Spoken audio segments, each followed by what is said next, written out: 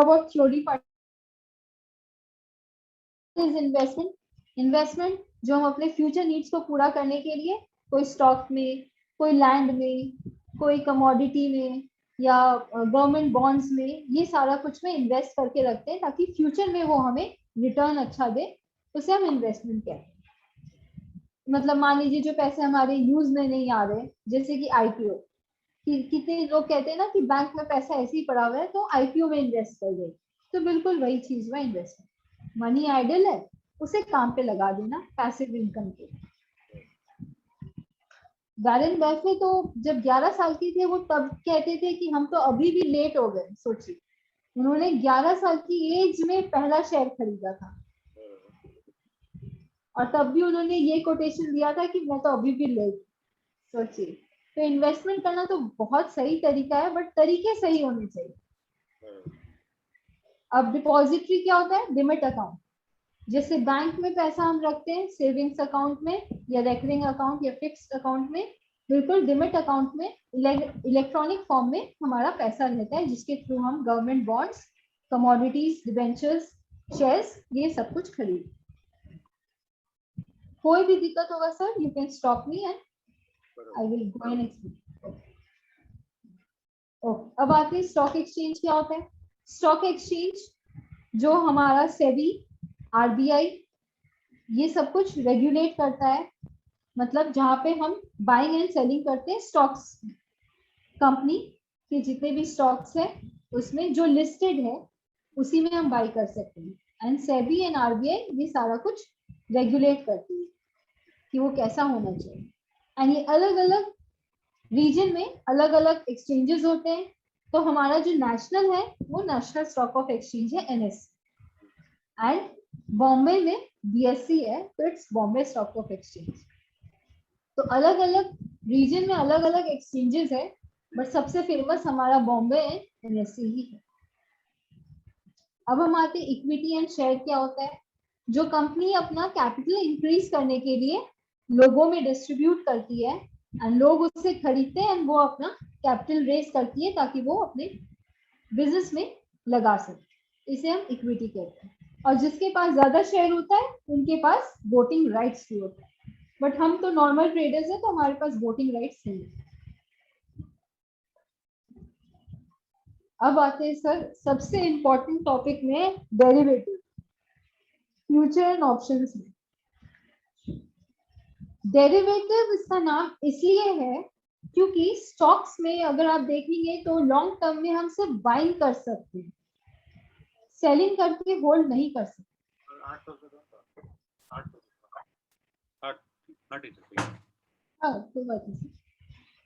Selling करके हम hold नहीं कर सकते, राइट? तो इसीलिए एक सेकंड, सेलिंग करके हम होल्ड नहीं कर सकते, इसीलिए लॉन्ग टर्म में सेलिंग भी होल्ड किया जाए, इसीलिए वो डेरिवेटिव वहां से निकला है, अंडरलाइनिंग एसेट से। अंडरलाइनिंग एसेट हमारे लिए मान लीजिए रिलायंस है, तो रिलायंस का फ्यूचर हम सेल करके भी रख सकते हैं, बट रिलायंस हम सेल करके डिलीवरी में होल्ड नहीं कर सकते। इंट्राडे में कर सकते हैं बट डिलीवरी में नहीं कर सकते, इसीलिए ये डेरिवेटिव वहां से निकला है ताकि सेलिंग को भी होल्ड किया जाए फ्यूचर एंड ऑप्शंस के थ्रू। एंड ये इक्विटी में भी हो सकता है जैसे कि रिलायंस, इंडेक्स में भी हो सकता है जैसे कि Nifty and bank, and commodity में भी होता है, silver futures, gold futures, crude oil, ये सारा कुछ भी आप सेल करके होल्ड कर सकते हैं, इसीलिए इसका नाम डेरिवेटिव। फ्यूचर्स तो मेरे को पता है कि फ्यूचर्स तो जो है, जैसे ये अभी मंथ चल रहा है सितंबर का, तो सितंबर एंड का रहता है, फिर अक्टूबर एंड, फिर नवंबर एंड। ऑप्शंस क्या रहता है? ऑप्शंस मेरे को समझ में नहीं आ रहा। ऑप्शंस वीकली एक्सपायरी होता है, जी, वीकली एक्सपायरी होता है, एवरी थर्सडे। एवरी थर्सडे क्या रहता है? एक्सपायरी होती है कॉन्ट्रैक्ट की। ओके ओके, तो फ्यूचर एंड ऑप्शंस में क्या फर्क है? हाँ, तो मैं आ रही हूँ इसमें। फ्यूचर्स आपका क्या होता है कि ये अग्रीमेंट होती है बाइंग एंड सेलिंग के लिए दो पार्टी के बीच में एक सर्टेन प्राइस पे। फ्यूचर्स मतलब कि मान लीजिए उसमें टाइम डिके का कोई हानि नहीं होता है। फ्यूचर्स मतलब आप भविष्यवाणी कर रहे हैं कि फ्यूचर में वो स्टॉक कैसा होने वाला है। मान लीजिए आप सोच रहे हैं कि रिलायंस सितंबर में गिरने वाला है, तो आप रिलायंस का फ्यूचर बेच के छोड़ देंगे। मान लीजिए 465 चल रहा है फ्यूचर रिलायंस का, तो आप उसको बेच के छोड़ देंगे और सोचेंगे कि 400 तक जाएगा। तो जब 400 आएगा आप बुक कीजिए, निकल जाइए। बाय करके निकल जाना। हाँ, राइट, होल्ड कर सकते हैं सेलिंग को आप। और ऑप्शंस में क्या होता है, वहां पे आप 460 का पुट लेंगे। पहले मैं आपको कॉल ऑप्शन और पुट ऑप्शन समझा देती हूँ, फिर ऑप्शन का बताऊंगी डिफरेंस। ऑप्शन क्या होता है, इसमें भी हमारे पास राइट होता है बट ऑब्लिगेशन नहीं होता है। इसका मतलब ये है कि हम बाई सेल कर सकते हैं, ये हमारे पास हक होता है, हमारे पास इसका अनुमति होता है, बट ऑब्लिगेशन मतलब हक नहीं होता है इन द सेंस, क्योंकि कॉन्ट्रैक्ट एक्सपायरी हो जाती है। रिलायंस को जब तक रिलायंस कंपनी डिसमिस ना हो जाए तब तक आप आजीवन उसको अपने डिमिट में रख सकते हैं, राइट। लेकिन ऑप्शंस को आप नहीं रख सकते क्योंकि उसका वीकली एक्सपायरी हो जाती है, एवरी थर्सडे। तो वो कॉन्ट्रैक्ट खत्म हो जाती है, तो आपके पास हक नहीं है हमेशा रखने के लिए। इसलिए उसमें हमारे पास बाइंग एंड सेलिंग की राइट होती है बट ऑब्लिगेशन नहीं होता है लॉन्ग टाइम के लिए रखने। ठीक है। अब कॉल ऑप्शन और पुट ऑप्शन क्या होता है? कॉल ऑप्शन दो होते हैं, call buyer and call seller. Call buyer सोचते हैं कि जहां पे उन्होंने बाय किया है वहां से मार्केट ऊपर ही जाएगी। कॉल सेलर वो होते हैं जहां से उन्होंने सेल किया, मार्केट वहां से नीचे ही गिरेगी। Put option is just reverse. Put buyer सोचते हैं कि जहां उन्होंने बाय किया है मार्केट वहां से नीचे ही गिरेगी। एंड पुट सेलर वो होते हैं जो वहां बेचते हैं तो सोचते हैं कि मार्केट वहां से ऊपर ही जाएगी। मतलब call buyer is equal to put seller, ये आप लिख सकते हैं चाहे तो। Call buyer is equal to put seller, call seller is equal to put buyer. Call seller and put buyer का क्या मोटिव होता है, मार्केट गिरे। And call buyer and put seller का क्या मोटिव होता है कि मार्केट भागे। ठीक है, कोई डाउट अभी तक? इतना झंझट मारी मेरे को समझ में नहीं आ रहा है। कॉल अलग से, कॉल मतलब पुट और कॉल अलग क्यों किया है? एक ही चीज है ना ये तो। हाँ, एक चीज है, लेकिन एक्चुअली पुट एंड कॉल में मतलब अलग अलग, मतलब कॉल हमारे लिए हो गया कि एक काइंड ऑफ रेजिस्टेंस, पुट हमारे लिए सपोर्ट का काम करती है। वो मैं आपको धीरे धीरे एक्सप्लेन करूंगी, स्ट्राइक के साथ समझाऊंगी तो आपको एक समझ आ जाएगी। क्योंकि मेरे को जितना समझ में आया उस हिसाब से मेरे को ऐसा लग रहा है कि फ्यूचर्स जो है वो मंथ के एंड में जाता है, मंथ के एंड हाँ, में जो भी है राइट, तो उस हिसाब से मंथली मंथली आता है कि सितंबर, अक्टूबर, नवंबर, दिसंबर वो है। और ऑप्शंस जो है वो एवरी थर्सडे जो है एक्सपायर हो जाता है। बिल्कुल। क्या उसमें कुछ फर्क नहीं है फ्यूचर और ऑप्शंस में? और नहीं, फ्यूचर सबसे बड़ा फर्क ये है सर कि आपने 465 में मान लीजिए सेल किया है, हाँ, तो 400 आपका टारगेट है। बराबर। मार्केट गिरेगी, मान लीजिए चढ़ गई, हाँ, थोड़ी सी चढ़ गई, बराबर। तभी आपका ना कोई लॉस आपका उतना ही दिखाएगा। किसमें? मतलब फ्यूचर्स का मैं बता रही हूँ, 465 में आपने सेल किया और वो चढ़ गई 485, हाँ, तो आपका लॉस 20 रुपया दिखाएगा, बराबर। राइट। तो आप हो सकता है वेट करें, क्योंकि आपका तो मंथली है, तो आप होल्डिंग करना चाहते हैं तो हो सकता है आप वेट कर ले। लेकिन ऑप्शंस में क्या नुकसान होगा कि अगर आप 465 का कॉल बेचते हैं और वो उल्टा चढ़ जाती है, तो कॉल सेलर सोचते गिरना चाहिए, बट वो चढ़ गई ना, तो उसमें प्रीमियम डिके होता है टाइम के साथ, मतलब उसका प्राइस गिरता रहेगा। अगर मार्केट रेंज में हो गई 20 पॉइंट के, तो वो ना उसका प्रीमियम खाता जाएगा। मतलब अगर कोई बायर है तो सबसे ज्यादा उस प्रीमियम ईटिंग में बायर का सबसे ज्यादा नुकसान होता है। मतलब मान लीजिए अगर आपने आज लिया तो 3 दिन बाद देखेंगे मार्केट उसी एरिया में है बट प्राइस 40 रुपीज से 20 रुपया हो गया। नहीं अभी मैं समझाता हूँ। जैसे मेरे 465 में मैंने सेल किया, बरोबर। हाँ फ्यूचर आप बोल रहे हो कि टारगेट मैंने रखा ऑप्शंस में फ्यूचर्स का तो समझ में आया, फ्यूचर्स का मेरे को कोई डाउट नहीं। अभी ऑप्शंस में मैं 465 लिया, तो अभी उसके अंदर आपका क्या कहना है कि जैसे ये गया 485 पे चला गया, बरोबर। हाँ पुट बाय किया आपने। हाँ मैंने मैंने पुट पुट पुट सेल किया ना, नहीं सॉरी कॉल सेल किया ना, मैंने सेल किया तो 465 पे सेल किया है। और तो फिर मेरा टारगेट मैंने रखा है 400। ओके बरोबर ना। हाँ राइट। हाँ फिर जब 485 समझो इसका हो गया है, तो 20 रुपया मेरे को 20% मेरे को जो सब 20 रुपया लॉस हो रहा है उसके अंदर। हाँ तो उसका प्रीमियम बहुत भाग जाएगा सर। हाँ कॉल का प्रीमियम इतना भाग जाएगा कि आपको बहुत ज्यादा लॉस दिखाएगा। फ्यूचर में आपको 20 रुपया लॉस दिखा रहा था ना, यहाँ आपको शायद 150-200 रुपया लॉस दिखाए। कारण क्या है उसका, मेरे को वापस समझाइए थोड़ा, नहीं समझ में आ रहा है। यहाँ ऑप्शन पे हाँ ऑप्शंस में मतलब प्रीमियम होता है, अलग अलग स्ट्राइक्स होते हैं, अलग अलग स्ट्राइक्स होते हैं। okay.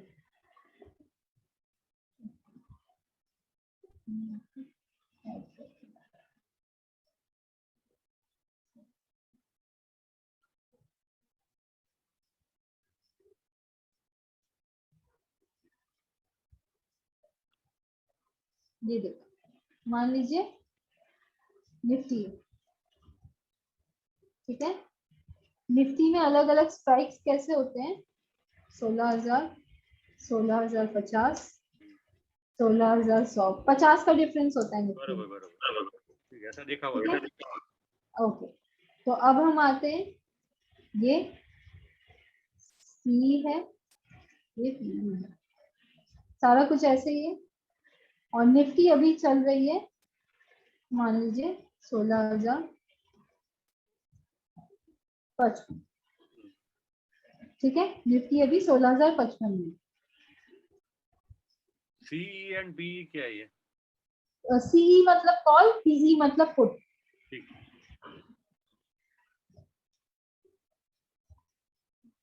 तो अब आप सोच रहे हैं कि निफ्टी गिरेगी, तो आप इसमें से निफ्टी 50 इसको आप कॉल को सेल कर देंगे,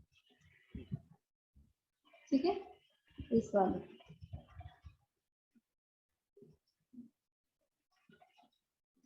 आप 16,050 का कॉल सेल करके रख देंगे और इसका प्राइस है मान लीजिए, एंड सेलिंग ऑप्शन सेलिंग में टारगेट हमेशा 0 चाहिए। कोई भी जगह सेलिंग की टारगेट 0 ही बेस्ट होती है। तो अभी इसका प्राइस चल रहा है मान लीजिए 80, ठीक है। आपने 80 में इसे बेच दिया और सडनली निफ्टी हो जाती है 16,100। ये इसका प्रीमियम आपको पता है क्या दिखेगा, 150। आपको लॉस कितना मिल रहा है इसमें,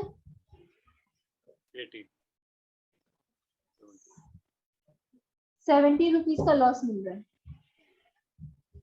बट अगर आप फ्यूचर लेते तो आपको लॉस कितना मिलता, 50 का। अगर मान लीजिए आप फ्यूचर बेचते, निफ्टी फ्यूचर, उसमें तो कोई स्ट्राइक नहीं होता है, फ्यूचर में कोई स्ट्राइक नहीं होता है। नॉर्मल निफ्टी फ्यूचर आप सेल कर दिए 55 पे, तो आपको लॉस कितना होता, 45। तो डिफरेंस है ना, ये एग्जैक्ट वैल्यू दिखाता है फ्यूचर। और प्रीमियम मूवमेंट के हिसाब से, बायर के डिमांड एंड सेलिंग के हिसाब से चलता है, बाय एंड सेलर के। इसमें प्रीमियम्स भागते हैं। नहीं वो प्रीमियम तो में भी भागते हैं। बट आप डिटरमाइन नहीं कर सकते फ्यूचर में क्या डिफरेंस हो, मतलब फ्यूचर में एग्जैक्ट वैल्यू चलेगा ना। अगर वो 55 से 100 हो जाती है तो आपको एग्जैक्ट डिफरेंस तो आपको पता चल रहा है, बट ऑप्शंस में आप डिटरमाइन नहीं कर सकते कि वो कितना का मूवमेंट देगी। तो हमें ऑप्शन करना चाहिए कि नहीं करना चाहिए? अभी मेरे को तो ऐसा रिस्की लगता है। मैं सबसे ज्यादा ऑप्शंस ही करती हूँ, Nifty and bank Nifty. Bank Nifty and Nifty are my favourite. तो ऑप्शन करना चाहिए, बट तुम्बर मूवी आपने देखा है सर? तुम्बर मूवी, वो माता जी घर में जाता है वो वाला तुम्बाड़। हाँ तुम्बाड़ देखा है आपने? देखा है। हाँ, तो उसमें क्या होता है सर, जब वो लोभ करने जाता है तो उसके साथ क्या होता है एंड में? पर वो मर जाता है वो। तो ऑप्शंस बिल्कुल वही चीज है। बराबर, तुम्बाड़ मूवी है। सो बेस्ट एग्जांपल अगर किसी को ऑप्शंस का देना है तो तुम्बाड़, थोड़ा थोड़ा लो और निकल जाओ। या जो मैंने आपको एसएल ट्रेडिंग का मेथड बताया है, मान लीजिए आपका 10 रुपीज का टारगेट था, पहला टारगेट, वो 12 दे रहा है तो 10 लॉक करके बैठ जाए। तो हो सकता है वो उसके बाद और 100 रुपया भाग जाए, 10 हिट ना करे, और कभी हो कि आपको 10 में निकाल के भाग जाए, बट कैसे भी तो आपका फायदा ही होगा ना। तो ऑप्शन बिल्कुल वही है। बट लोग क्या करते हैं ना, ऑप्शन में पहला तो कितने लोग तो स्टॉप लॉस ही नहीं लगाते। तो मैंने खुद अपने, जब शुरू में आई थी मैं ऑप्शंस में 2018 में, तो मैंने खुद एक एक दिन में 40-50 हजार का लॉस किया। मैं कैपिटल लगाती थी 1 लाख और उसमें से 50 हजार तो मैं साफ ही करके आती थी। तो ऑप्शंस में मेरा बहुत ही गहरा एक्सपीरियंस रहा है, बट स्टिल मैं अभी भी इसी लाइन में।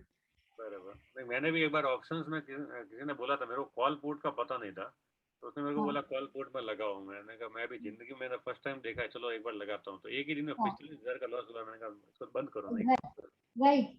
तो मैं क्या कह रही हूँ, फ्यूचर्स में आपको एग्जैक्ट वैल्यू पता है सर कि 55 रुपया या 50 रुपया भागा है मेरे अगेंस्ट, तो बस उतना ही लॉस। बट ऑप्शंस में आप प्रीमियम डिटरमाइन नहीं कर सकते, वो मोमेंटम में चलता है, वॉलेटिलिटी में चलता है। अगर वॉलेटिलिटी हाई है तो वो 70 की जगह हो सकता है, भागा इतना ही है, बट वॉलेटिलिटी हाई है तो हो सकता है 170 हो जाए। ज्यादा अच्छा क्या है, ऑप्शंस या फ्यूचर्स? मेरे को तो फ्यूचर्स लग रहा है यार, ऑप्शंस से आपके हिसाब से। फ्यूचर्स में आपका रिस्क कम है, बट आपके उसमें कैपिटल रिक्वायरमेंट बहुत। बराबर। ऑप्शंस में कैपिटल रिक्वायरमेंट कम है बट रिस्क बहुत। बट अगर आप डिसिप्लिन से चले तो ऑप्शन आपको ज्यादा देता है शायद। तो everything comes with prawns and cons, लेकिन तरीके से चलना। ठीक है, अभी मेरे को एक चीज और बताइए। अभी जैसे आपने किया है call buy, right, call buy and put sell, ठीक है ना? अभी वो 16,000 वाला लिया था ना निफ्टी वाला, वही एक खोलिए ना, उसमें मेरे को बताइए ना कैसे क्या, वो कैसे क्या स्टडी करता है वो थोड़ा 14 नंबर जो है ना। धीरे धीरे, अभी अभी रुक जाइए, अभी इतना पहले शुरू में ऑप्शन से मत जाइए, ये तो मैं जस्ट आपको ब्रीफ दे रही थी। नहीं, मेरे को इसमें समझना था कि ये कॉल बाय क्या होता है, कॉल सेल क्या होता है, पुट सेल। सारा कुछ समझाऊंगी, नॉट वरी सर। मतलब वो मेरे बेसिक 2 में आता है। सो अभी जस्ट मैं आपको डिफरेंस बता रही थी ऑप्शन एंड फ्यूचर के बीच में, एंड बायर एंड सेलर क्या होता है। ये क्लियर है सर? क्लियर। ओके, तो अब हम आगे बढ़ते हैं कि व्हाट इज इंडेक्स। इंडेक्स वो होता है जो पर्टिकुलरली बहुत सारे स्टॉक्स को लेके बनता है, जैसे कि बैंक निफ्टी अपने सारे बैंक्स को लेके, वो एक पर्टिकुलरली, मतलब वो हेड है उनका। जैसे अलग अलग डिपार्टमेंट होता है ना, पहला तो सुप्रीम मार्केट हो गया, उसमें आ गए निफ्टी, निफ्टी के अंदर 50 स्टॉक आ गए, ये हमारे लिए हेड 1। फिर उससे अपने ब्रांचेस खोले अलग अलग, बैंक निफ्टी हो गया, फिर उसके बाद टेक्सटाइल हो गया, उसके बाद एग्रीकल्चर हो गया, मेटल हो गया। निफ्टी ने अपने ये सारे ब्रांचेस खोले। अब इन ब्रांचेस का काम है अपने अंडर सबको संभालना। तो निफ्टी बैंक अपने सारे बैंक्स को संभालती है, मेटल सारे अपने मेटल्स को संभालती है, एग्रीकल्चर को सारा संभालता है, ऐसे करके तो उसे हम इंडेक्स करते हैं। एंड निफ्टी 50 में 13 सेक्टर्स अलग अलग आते हैं जो कि मेन 50 स्टॉक्स को होल्ड करते हैं। ओके, अब हम आते हैं सबसे इंपॉर्टेंट चीज में, जो ट्रेड लेते वक्त या ट्रेड लेने से पहले ही हमें सोच लेना चाहिए, पहले से ही डिसाइड हो जाना चाहिए, that is entry, stop loss and target. And सबसे बेस्ट, ओके, एक चीज पूछना चाहता हूँ मैं, जैसे स्टॉक मार्केट्स बहुत वर्सेटाइल है, राइट, अंदर जो आज से 10 साल पहले या 50 साल पहले जो टॉप निफ्टी 50 के अंदर जो कंपनियां थी, उससे अभी एक भी नहीं होएगी। अभी जैसे आने वाले 50 साल के अंदर भी शायद ये अभी जो चल रही है टॉप 50 कंपनियां, ऐसी कंपनियां और दूसरी शायद वापस चली जाए। तो स्टॉक मार्केट को एज ए इन्वेस्टमेंट ले सकते हैं या नहीं ले सकते? बिल्कुल नहीं सकते सर। अब सोच लीजिए कोविड के टाइम जब मार्केट इतना गिर रहा था मार्च में, एंड अप्रैल मंथ में जिन्होंने भी बाई किया और अभी तक रखा है sir, 3 to 6 times they are earning now in investment. नहीं, पर वो कैसा अभी ठीक है, उन्होंने निकाल दिया तो ठीक है, नहीं निकाला जिन्होंने, उन्होंने और रखा 5 साल 10 साल और रखा, तो वापस मार्केट गिरेगा। बहुत स्टॉक है। और सर मैंने आपको क्या बताया था कि मेरे पापा 30 इयर्स से स्टॉक ब्रोकर है, राइट? तो वो खुद आके अपने एक्सपीरियंस शेयर करते हैं, जैसे कितने क्लाइंट्स हैं जिन्होंने मतलब 20 रुपए 30 रुपए में खरीदी थी 2008 में कुछ स्टॉक्स, आज वो 1400-1500 की हो गई है। तो उन्होंने तब क्या सोचा था कि 40 रुपया हो गया, 100 रुपया हो गया, निकल जाते? नहीं, उन्होंने देखा कंपनी अच्छी है, रिटर्न अच्छी है, फंडामेंटल अच्छा चल रहा है, उन्होंने वैसे का वैसे छोड़ दिया और आज उन्हें करोड़ों में कमा के दे रही है वो कंपनी। तो हमें वो एनालिसिस करना होगा, वो स्टॉक खोजना होगा कि जो हमें इन्वेस्टमेंट में अच्छा दे सके, इसलिए इन्वेस्टमेंट दे दी। ठीक है, तो अब हमारा अभी मैंने ना बीच में मैंने लॉस किया ना, तो मैंने क्या चालू किया कि जो इन्वेस्टमेंट मैंने ज्यादा बेटर समझा कि इसके अंदर इन्वेस्टमेंट ज्यादा करना चाहिए। सर जो टाइम नहीं दे सकते इंट्राडे में वो इन्वेस्टमेंट करें जी, जो टाइम नहीं दे सकते इंट्राडे के लिए, मान लीजिए अगर आप सोच रहे हैं कि ये काम भी साथ में कर लूं, ये भी कर लूं, तो इंट्राडे आप मत कीजिए। अगर आप 1 घंटा बिल्कुल फ्री है और एकदम फोकस्ड रह सकते हैं तो उस 1 घंटा इंट्राडे कीजिए, otherwise you can go for delivery. मैं डिलीवरीज करता हूँ और मोस्टली मैंने अभी कुछ नोटिस किया है कि जैसे कंपनी चूज करनी है, तो उसके अंदर मैंने सबसे पहला उसमें मैंने नियम बनाया उसके अंदर कि पहला उनके अंदर सबसे पहली चीज मैं देखता हूँ डेप्थ, क्योंकि एज ए मैं बिजनेसमैन हूँ और बिजनेसमैन के साथ में मतलब काम करता हूँ कंपनी में, प्राइवेट कंपनी, तो उसमें मैं सबसे पहले देखता हूँ कि किसी को भी ऊपर डेप्थ रहेगा। तो वही मैंने कहा, लोन नहीं होना चाहिए। यदि लोन है ना कैश इन हैंड, उसके अगेंस्ट में हो तो एक बार चल सकता है, उसका इक्वल रहेगा यदि कैश इन हैंड है। और यदि जी ज्यादा लोन है तो फिर नहीं लेना, नहीं लोन है और कैश इन हैंड है पैसा, क्योंकि बहुत सारा इक्विटी में ही रहता है। इक्विटी के अंदर तो क्या है, ठीक है पब्लिक आएगी जाएगी तो वो बढ़ता घटता रहता है, पर कैश इन हैंड कैसा है कि वो चलता ही, मतलब वो उसका ही खुद का ही पैसा है। और लोन है उसके अगेंस्ट में यदि कैश इन हैंड है सामने सामने, यदि 50 करोड़ का लोन है और उसको 55 करोड़ उसका ये है कैश इन हैंड है, तो सामने सामने वो कभी भी उसको सल्टा सकता है, मतलब उसको जो वो डेब्ट फ्री माना जाएगा एक तरीके से। सेकेंडरी मेरा ये मेरा मैंने कुछ मतलब उसमें नियम बनाए कि ये है। फिर कुछ इसमें है ना, इसमें भी एक चीज और माइनस है कि डेब्ट जो जैसे बोलते हैं, तो आप भी बोलते हैं या बहुत जने भी बोलते हैं कि ये डेब्ट नहीं होना चाहिए, पर कुछ कंपनियां ऐसी है जिसके अंदर डेब्ट लेना ही पड़ता है उनको, उनका विदाउट डेब्ट उनको वो मतलब इंटरेस्ट पे ही उनका पूरा काम चलता है, तो वो फिर विदाउट इंटरेस्ट अपन देखने जाएंगे तो वो उसको कैसे कंपनी को चूज करना, वो भी एक हो गया ना। अर्निंग पर रेशियो क्या चल रहा है, वो कंपनी का लिक्विडिटी रेशियो क्या चल रहा है, ये सारा कुछ देखना पड़ता है उस वक्त। ठीक है चलिए। हाँ, ये सारा कुछ देखने से हमें पता चल जाता है। और मे भी कंपनी का किसी के साथ कोलैबोरेशन होने वाला है, तो वो जो पेनी स्टॉक्स होते हैं ना, पेनी स्टॉक्स पे मूवमेंट उस वक्त आते हैं, रिजल्ट अच्छा हो जाता है वो पेनी स्टॉक्स का, एंड कोई कोलैबोरेशन हो जाती है, तो वो पेनी स्टॉक 4 से 350 भी होते हुए मैंने देखा है। फॉर एग्जांपल बायोफिल केम, अगर आपने नोटिस किया है ये स्टॉक, सुना है कभी बायोफिल केमिकल, आप देखिएगा इसका चार्ट, 4 रुपीज चल रहा था, 4 to 6, 4 to 6, 4 to 6, एंड इसमें एक कोलैबोरेशन हुई एंड सडनली वो 355 का हाई लास्ट ईयर। तो ये पेनी स्टॉक्स अगर आप खोज सके, फंडामेंटल उसमें आपको बहुत बारीकी से स्टडी करना पड़ेगा कि उसमें रिजल्ट्स क्या आ रहे, एंड कोई कोलैबोरेशन आपको मिल जाए तो उस वक्त आप लेके बैठिए, तो आपका लॉस कितना, 6 रुपया का, बट टारगेट इज ओपन, है ना। तो आप मान लीजिए 6000 भी ना सही, 500 स्टॉक तो लेके बैठ ही सकते हैं वो पेनी स्टॉक में। अगर आपको कुछ मिला है तभी लीजिए, ये नहीं कि आप सारे पेनी में स्टार्ट मतलब एक्सपेरिमेंट करेंगे, ऐसा नहीं। बट अगर आपको कुछ न्यूज मिला है, या अगर आपने कोई फंडामेंटल में पढ़ा कि रिजल्ट अच्छी आने वाली है या कोलैबोरेशन होने वाला है, तो आप 2-3 हजार तो रिस्क लगा ही सकते हैं ना।